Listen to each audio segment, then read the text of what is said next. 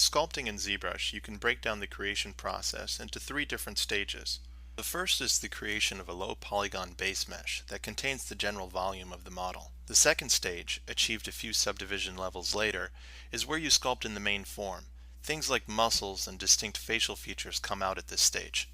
The third stage in the sculpting process is one where you add in all the finer details, things like skin pores and wrinkles. This third stage of sculpting that encompasses all of the finer details can be achieved either through standard subdivisions or HD subdivisions.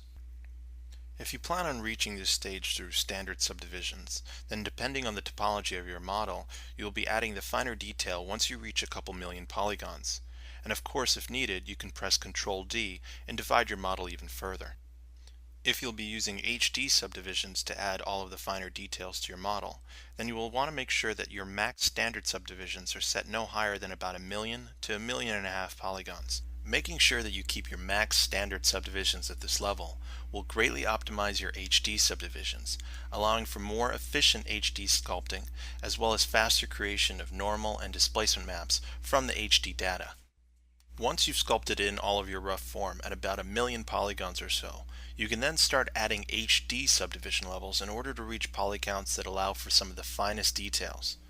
You can then create normal, displacement, and texture maps which contain all of the HD sculpting and painting information.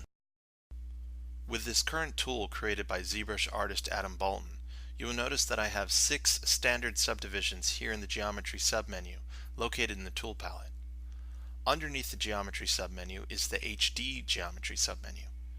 If I open that up, I can press Divide HD a few times in order to add a few HD subdivision levels to my mesh. After pressing Divide HD, you won't see any changes on your model right away.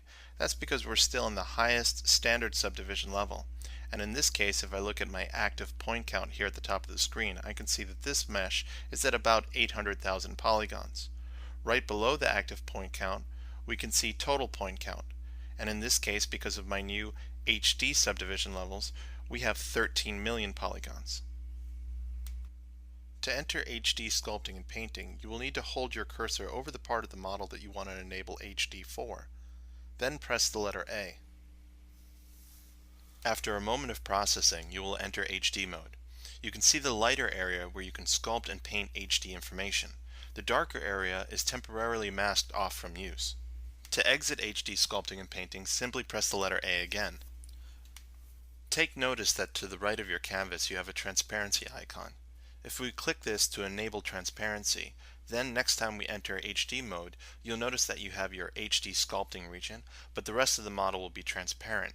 This can be useful because you can actually sculpt and paint through the transparency onto the HD region. And as I mentioned earlier, all of the information that you paint and sculpt now on this HD region can then be converted into a texture map, a normal map, and a displacement map for later use. Once I'm done sculpting and painting in a specific region, I can hit the letter A to exit HD, move my cursor over a new area that I want to work on, and then press A to enter HD for that area. Once you're done working in HD, converting these to maps is very simple. We'll simply exit HD mode, make sure that we're on the highest standard subdivision level, and then in the texture pull down here in the tool palette, press New from PolyPaint. This will extract all of the HD PolyPaint information that we added to the model. And at this point, creating a displacement map or a normal map is just as simple.